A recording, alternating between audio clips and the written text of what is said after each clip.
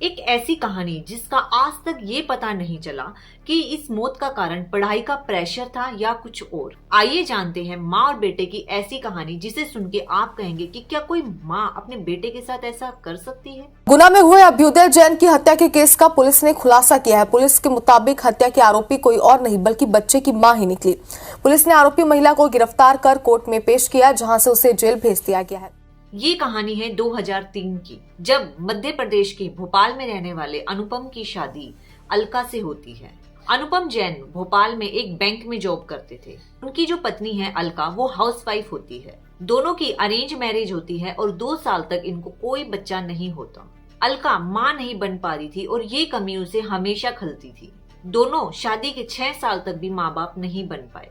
तभी उन्होंने डॉक्टर की सलाह से आईवीएफ कराया और लंबे इंतजार के बाद उन्हें एक बेटा हुआ। इसका नाम होता है अभ्युदय। टाइम के साथ साथ अभ्युदय बड़ा होने लगा। वो अपने घर का इकलौता बेटा था, जिसके कारण वो बहुत ज्यादा जिद्दी और शैतान था। वो दोनों ही प्यार से उसको अभी बुलाते थे। सब कुछ सही चल रहा था, तभी 2024 में अनुपम का ट्रांसफर हो जाता है। अनुपम को अपने परिवार के साथ मध्य प्रदेश में शिफ्ट होना पड़ा। पूरी फैमिली इससे बिल्कुल खुश नहीं थी और अलका तो इससे बिल्कुल भी खुश नहीं थी, क्योंकि उसको नई जगह बिल्कुल भी पसंद नहीं आ रही थी। वो अपनी भोपाल की लाइफस्टाइल को बहुत ज्यादा मिस करती थी। मध्य प्रदेश में मन लगाने के लिए अलका ने एक लेडीज ग्रुप ज्वाइन भी किया। अब अलका बहुत ज्यादा बिजी रहने लगी। 2025 को हमेशा की तरह अलका शाम को बैडमिंटन खेलने गई। शाम को वो 6 बजे तक वापस आई। रोज दरवाजा अभ्युदय ही खोलता था, लेकिन उस शाम जब वो घर आती है तो वो बहुत देर तक दरवाजा खटखटाती है, लेकिन अंदर से कोई भी दरवाजा नहीं खोलता। दरवाजा अंदर से बंद था। उसने अभ्युदय को बार बार आवाज लगाई, लेकिन अंदर से दरवाजा किसी ने भी नहीं खोला। पूरा 1 घंटा हो गया था, लेकिन दरवाजा कोई नहीं खोल रहा था। तभी अलका को गुस्सा आ जाता है। वो सोचती है कि शायद अभ्युदय अंदर गेम खेल रहा है। उसने तेज आवाज में टीवी चला रखा है। तभी वो अपने पति अनुपम को कॉल करती है, तो अनुपम कहता है कि ओनर से इस गेट की दूसरी चाबी ले आओ। वो फटाफट ओनर के पास जाती है, चाबी लाती है और गेट खोलती है। वो सारे घर में ढूंढती है, आवाज मारती है, लेकिन अभ्युदय कहीं भी नहीं होता। फिर वो बाथरूम की तरफ जाती है। जैसे ही वो बाथरूम की तरफ जाती है, उसके रोंगटे खड़े हो जाते हैं और वो बहुत जोर से चिल्लाती है। अलका के चिल्लाते ही सारे पड़ोसी इकट्ठे हो जाते हैं। जब वो सभी देखते हैं तो अंदर अभ्युदय की बॉडी होती है। अभ्युदय के गले में पट्टा बंधा हुआ था।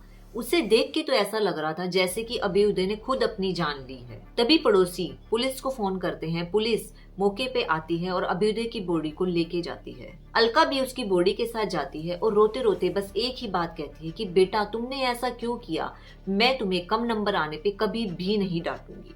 अब अभ्युदय की बॉडी को पोस्टमार्टम के लिए भेजा जाता है। जहाँ डॉक्टर की टीम ये डिक्लेयर करती है कि उसकी मौत का कारण स्ट्रैंगुलेशन था, यानी कि किसी ने उसको गला घोट कर मारा है।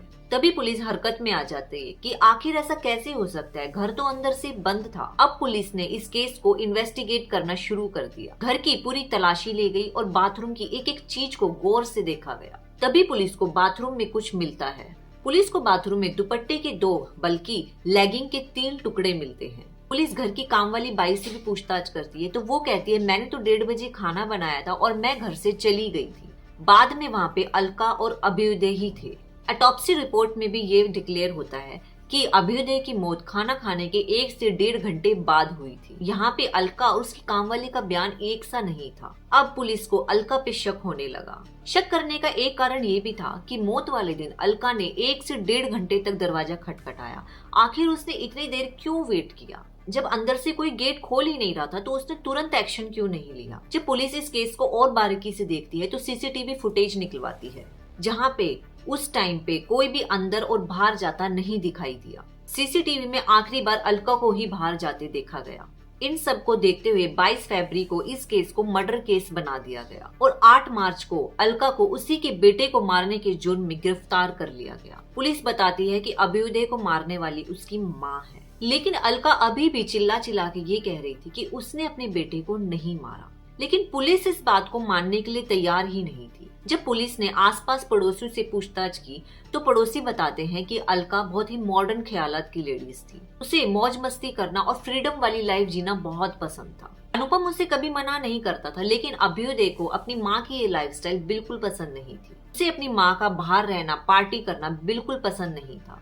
इसलिए अलका अभ्युदय पर गुस्सा रहती थी और उसे हमेशा डांटती थी। इसलिए पुलिस ने ये मान लिया कि 14 फरवरी को माँ बेटे में बहस हुई होगी और अलका ने अपने बेटे की जान ले ली। लेकिन अलका ने इन बात में से किसी पे भी हाँ नहीं भरी। दूसरी तरफ अलका का पति अनुपम भी ये कह रहा था कि अलका ऐसा कभी भी नहीं कर सकती। मैं भी नौकरी छोड़ के यहाँ पे 7 दिन ही बैठा हूँ, मुझे मालूम है कि क्या हुआ क्या करा, और हर शहर का बच्चा जानता है कि ये चीज़ पॉसिबल नहीं है जो पुलिस ने बोला। आप मीडिया से आओ, आप भी जानते हो, ये आपके मन में भी प्रश्न होगा कि ऐसा हो ही नहीं सकता, कैसे हो जाएगा, इतने बड़े बच्चे के साथ घटना भी हो जाएगी, दुर्घटना भी हो जाएगी। आप कह रहे हो, कभी कहते हो कि एक्सीडेंटल हो गया, कभी कह रहे हो मर्डर है, आपको खुद नहीं पता हुआ क्या है। अनुपम का कहना था कि पुलिस जल्दी से जल्दी केस बंद करना चाहती है, इसलिए वो डीप इन्वेस्टिगेशन ना करके सिर्फ अलका को ही दोषी बता रही है। अनुपम इंसाफ के लिए दिल्ली के प्रधानमंत्री कार्यालय से लेकर भोपाल के पुलिस मुख्यालय तक इंसाफ की मांग करता है। पुलिस ने 11 पॉइंट्स पे अलका को गिरफ्तार किया था। अनुपम ने दोबारा इन 11 पॉइंट्स पे जांच की मांग की। एक शिकायत हमारे जोन के आईजी सर को प्राप्त हुई है और वो शिकायत को उन्होंने मेरे पास जांच के लिए, समीक्षा के लिए भेजा हुआ है। और ये जो हत्याकांड है, इसकी इन्वेस्टिगेशन के लिए पहले से पूर्व से ही पुलिस अधीक्षक गुना ने एक टीम बना रखी थी। और चूंकि ये आवेदन आया हुआ है और कुछ तथ्य ऐसे हैं जिनका अभी वेरिफिकेशन होना शेष है, जिसके बाद इस केस में ग्वालियर के डीआईजी अमित सांघी के अंडर सीआईटी की टीम बिठाई गई। सबसे पहले पुलिस ने बॉडी का पोस्टमार्टम दोबारा करवाया, जिसमें मरने का कारण स्ट्रैंगुलेशन नहीं बल्कि पार्शियल हैंगिंग थी, यानी कि अभ्युदय ने अपनी जान खुद ली थी। ये रिपोर्ट पहली पोस्टमार्टम रिपोर्ट से बिल्कुल अलग थी। इसके बाद अलका के कॉल्स रिकॉर्ड को भी चेक किया गया, जिससे पता लगा कि घर आने के बाद अलका लगातार फोन पे थी। सिर्फ 20 मिनट में वो किसी को कैसे मार सकती है और ऐसे दिखाना जैसे कि सामने वाले ने खुद अपनी जान ली है। इसके अलावा घर का मेन दरवाजा अंदर से बंद था, जिसकी चाबी अंदर ही थी। तो अलका अंदर कैसे जा सकती है, क्योंकि अलका के जाने के बाद गेट अभ्युदय ने खुद बंद किया था और उसके बाद वहाँ पे कोई भी नहीं आया। बाद में सीआईटी की टीम ने ये डिक्लेयर किया कि अलका ने अपने बेटे को नहीं मारा। लेकिन सवाल अभी भी ये था कि अगर अलका ने अभ्युदय को नहीं मारा तो अभ्युदय ने अपनी जान क्यों ली। अभी तक की जो इन्वेस्टिगेशन में सामने आया है उसका कारण बताया गया है मेंटल स्ट्रेस। दरअसल अभ्युदय 8th क्लास का स्टूडेंट था और वो पढ़ाई में बहुत ज्यादा नालायक था, जिस कारण अलका बहुत ज्यादा परेशान रहती थी और अभ्युदय 8th क्लास में फेल भी हो गया था, जिसके कारण अलका ने अभ्युदय को बहुत डांटा था। उसका असर अभ्युदय के दिमाग पे पड़ा। वो इस बात को नहीं समझ पाया कि उसके पेरेंट्स उसके अच्छे के लिए डांट रहे हैं और उसने प्रेशर में आके अपनी लाइफ अपने ही हाथों से खत्म कर ली। तभी जब अभ्युदय की बॉडी को ले जा रहे तो अलका बार बार रोते हुए कह रही थी कि बेटा, मैं तुम्हें अब कम नंबर आने पे कभी नहीं डांटूंगी। अभी तक पुलिस के आगे ये बात सामने आई ही नहीं है कि अभ्युदय ने अपनी जान क्यों ली, लेकिन हाँ, पुलिस ने अलका को निर्दोष साबित कर दिया है। जल्दी अलका को रिहा कर दिया जाएगा। फिलहाल अलका जेल में है। आपको क्या लगता है अभ्युदय के साथ क्या हुआ होगा?